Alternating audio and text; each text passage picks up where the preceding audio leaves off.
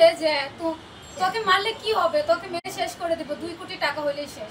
সামান্য বাচ্চার খাবার ইস্যু করে আমাকে মারধর নির্যাতন শুরু করে।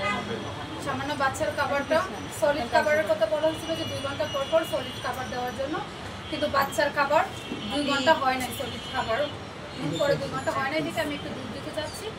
এই অবস্থায় পরিমণি মেকআপ রুম থেকে আইসা নেশাগ্রস্ত অবস্থায় ছিল আর কি, উনি আইসা আমাকে বলতেছে যে কী দেব বাচ্চাকে। তখন আমি বললাম যে বাচ্চাকে তো খাবার খাওয়ানো হয়েছে, 2 ঘন্টা হয় নাই, তো একটু দুধ দিচ্ছে। আগে যে মেয়েটা রাখতো ওই বাচ্চাটাকে দিনে 1 থেকে 2 বার দুধ দিত, তার জন্য আমি দুধ দিচ্ছি। আর উনি আমাকে এটাও বলে নাই বাচ্চাকে কি আর কেমনে করতে হয়, কোন খাবারটা কেমনে দিতে হয়, এগুলো আমাকে দেখাই নাই, বলেও নাই, ওই মেয়েটাও বলছে। আর ওই বাচ্চার খোঁজখবরও উনি নেয় নাই, সপ্তাহে একদিন হয়তো দেখা করলে করতেও পারে, বাচ্চার সাথে কথা বলতে বলতেও পারে, না বলে। তারপরে এইগুলা নিয়ে মানে আমাকে বলতেছে যে দুধ কেন দেস, দুধ কে বলছে তোকে দিতে। তাহলে আমি বলছি যে আগে যে মেয়েটা রাখতো সেই মেয়েটা তো দিনে 1 বার করে দুধ দিত, ওইটার জন্য আমি দুধ দিচ্ছি। এটা বলার পরে অশৃঙ্খল ভাষায় গালিগালাজ করে আমার মাথায় থাপড়াচ্ছে। আমি প্রথমে ভাবছি 1 থেকে 2টা কাপড় দিব, হয়তো আমি ওনার দিকে হা করে তাকায় আসি। তাকানোর পরে আমি যতই তাকাইছি না কেন উনি তাপড়ে দিয়েছে। আমি নিচে পড়ছি, 2 বার পড়ছি, ওঠার পরে একবার মানে এদিকে আমি তাকাইছি, তখন তারপর দিচ্ছে আমার বাম চোখ পুরোটাই ফুলে গেছে। তখন আবার যে এভাবে যখন অনেকক্ষণ থাকবে তখন আমি সেন্সলেন্স হয়ে যাই। সেন্সলেন্স হয়ে যাওয়ার পরে ওই ওরা মাথায় পানি দেয়, অনেক কিছুই করে, যে নাপা ট্যাবলেট এগুলো করে, তারপরে পরি আসে। তখন আমি পরীকে বলি যে আমাকে বের হতে দেওয়ার জন্য। আমি পায়ে ধরি ওনার যে আপু আপনার পায়ে পড়ে আমাকে বের হইতে দেন, নাই তো হসপিটালে নিয়ে যান। তখন আমাকে হসপিটালেও নিয়ে যাবে না, বেরোতেও দেবে না, আমাকে ওইখানে রেখে মারবে।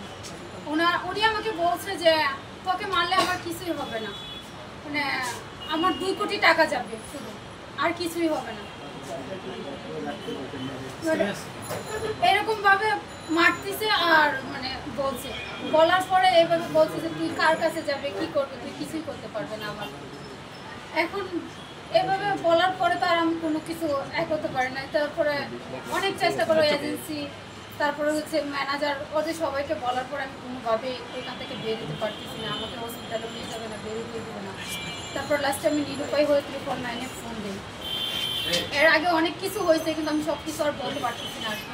আমি একটা সুষ্ঠু তদন্ত আমাদের চাই। এক হচ্ছে যে আমার যে দাবিগুলো থাকবে এর মধ্যে হচ্ছে যে প্রথম হচ্ছে যে উনি প্রশাসনরা সিসি ফুটেজ চেক করবে, 2 তারিখের 1টা থেকে সিসি ফুটেজ 6টা পর্যন্ত চেক করবে, যে দেখবে যে এখানে আমাকে কিভাবে নিরমভাবে নির্যাতন করা হয়েছে, যে কিভাবে আমাকে নির্যাতন করছে, আর আমি একটা অসহায় হয়ে কিভাবে ওনার পায়ে পড়ছিলাম, আর কিভাবে যে আমি ওনার কাছে, ওনার কাজের মেয়েদের কাছে আমি পায়ে পড়ে বলছিলাম যে আমাকে বেরোতে দেন, এগুলো।